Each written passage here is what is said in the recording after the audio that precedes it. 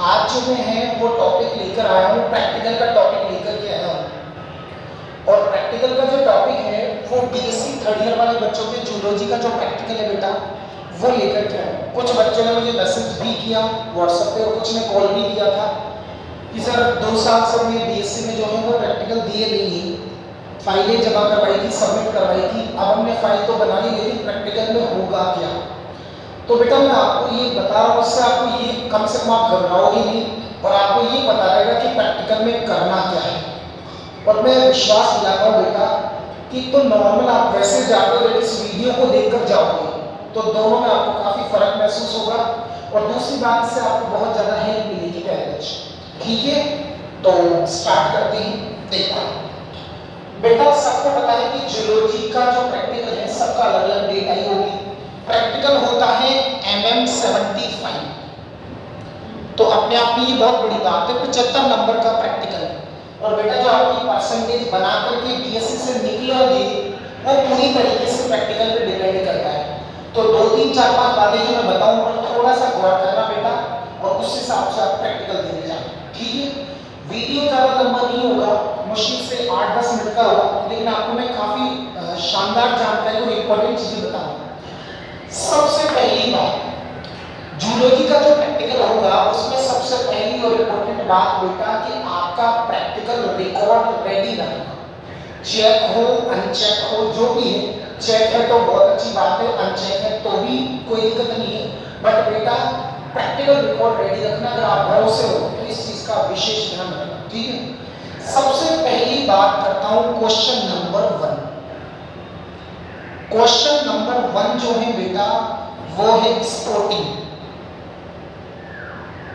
Sporting और प्यारे बच्चों एक बात ध्यान रखना, स्पोर्टिंग की कॉपी सबसे इंपॉर्टेंट होती है। स्पोर्ट गलत हो गए तो प्रैक्टिकल में नंबर कटेंगे कटेंगे, है ना।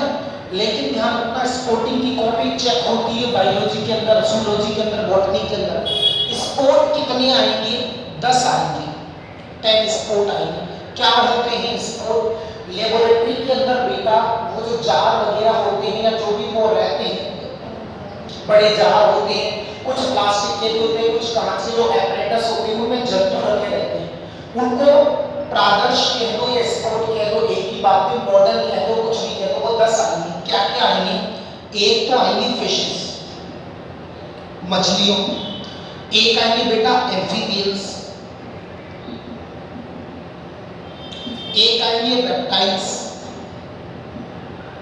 एक आएंगे एवीज और मैमल्स।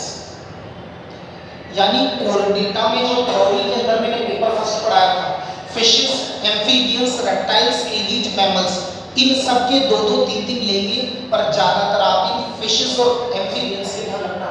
एक बुक में पहले बता दूं, जिनके पास नहीं वो ले लेना या किसी से फोटो ले लेना। ये येलो कलर की बुक है बेटा, पशेरों की एसएस लाल की, मेरे हिसाब से सबसे शानदार किताब आती है बेटा।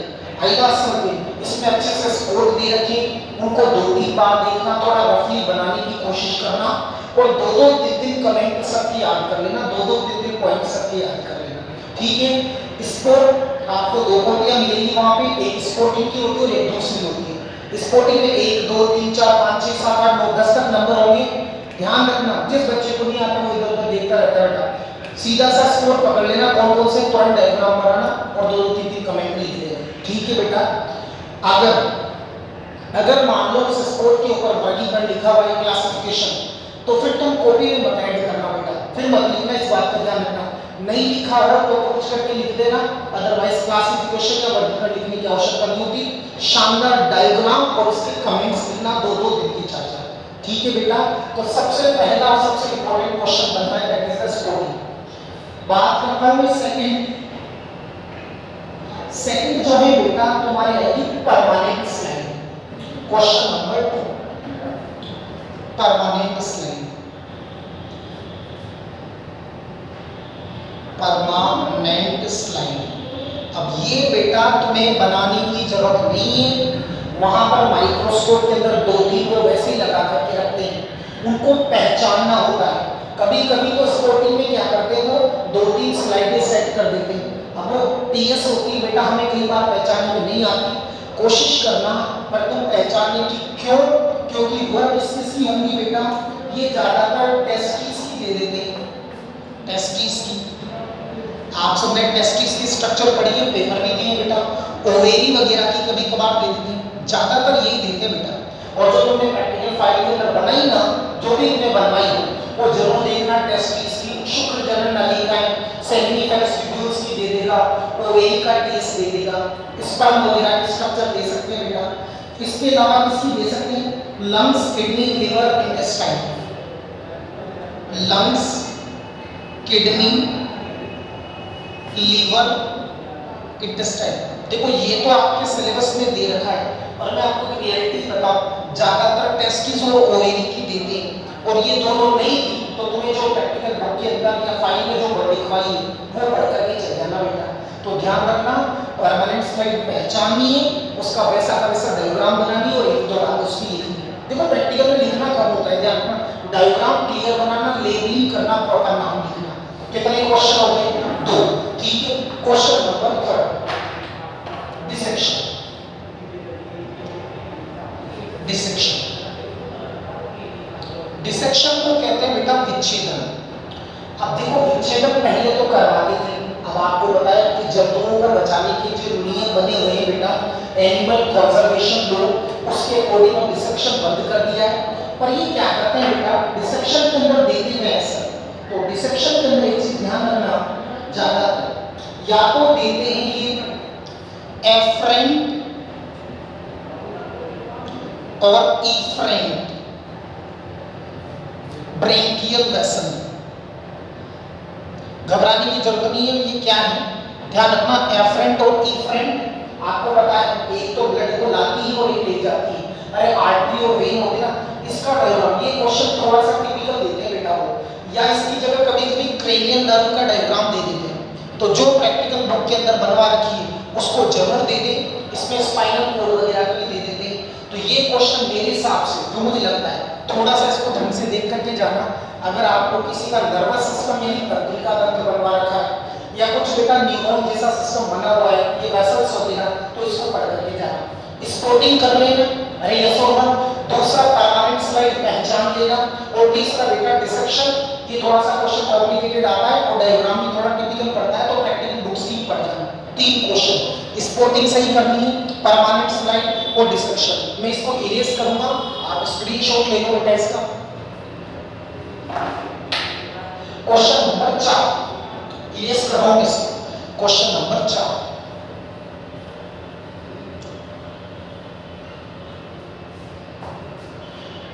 क्वेश्चन नंबर 4 है परमानेंट माउंटिंग, परमानेंट माउंटिंग। बेटा ये लगभग सभी बच्चों में सही होगा, क्यों, क्योंकि इसमें क्या देगा, साइक्लोइड, प्लेकोइड, टीनोइड और गेनोइड। सबको पता है 4 प्रकार की स्केल्स पाए जाते हैं शल्क, चारों मैंने थ्योरी में भी पढ़ा रखी, प्रैक्टिकल बुक में बनाए भी, ज्यादातर ये 2 देता है, ये 2 मैं आपके स्टार्ट में कर रहा हूँ, साइक्लोइड और प्लेकोइड।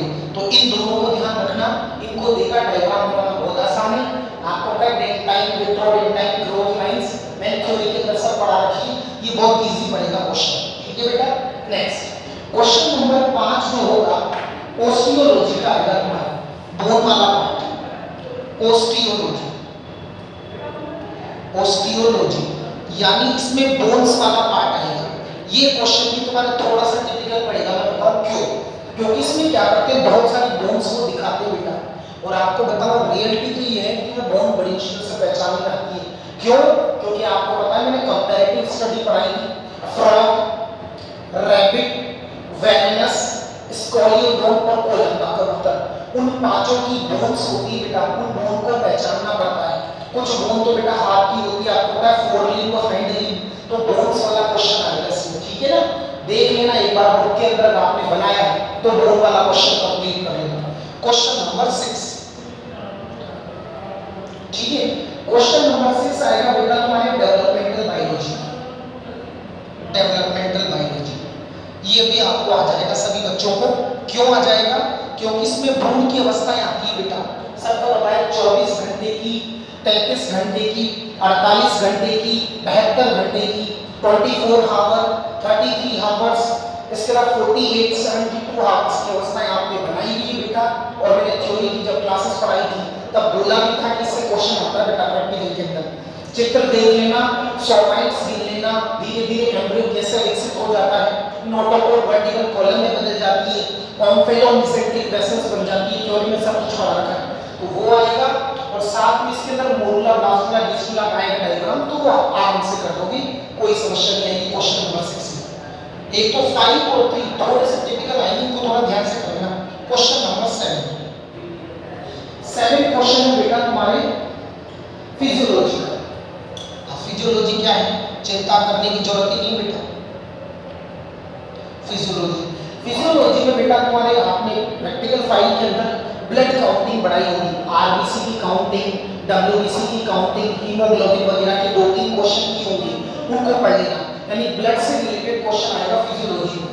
इसमें बेटा ब्लड से रिलेटेड आएगा, यानी आरबीसी की काउंटिंग का एक्सपेरिमेंट आपने कर रखा है, पढ़ लेना, 1-2 बार अच्छे से हो जाएगा, कोई दिक्कत वाली बात नहीं। क्वेश्चन नंबर 8 जो है बेटा दैट इज तुम्हारे आएगा रिकॉर्ड और दोनों आएगा, एक साथ ही कर देता हूं मैं, रिकॉर्ड एंड आएगा। तो ध्यान रखना, एग्जामिनर अगर क्वेश्चन पूछता है तुम्हें आ जाएगा, 90% मुझे विश्वास है कि तुम्हें आ जाएगा, पर अगर नहीं आता तो खुद ही बोल देना कि सर मैंने ये पढ़ रखा है या ये पढ़ करके आया। ठीक है बेटा, तो इस वीडियो को देख लेना, फाइल को नोट कर लेना, एक बार देख लेना उसको अच्छे से, ऊपर से। साल भर थ्योरी में भी तो इतना पढ़ते हो बेटा, प्रैक्टिकल के लिए 2 घंटे पढ़ लेना, जिसमें बहुत शानदार जाएगा, अच्छे नंबर भी आएंगे, कॉन्फिडेंट भी होगा, और वहां जाकर दिले बावड़े उतर खड़े भी होगी। अरे यस और नो? ठीक है बेटा, इस बात को ध्यान रखना।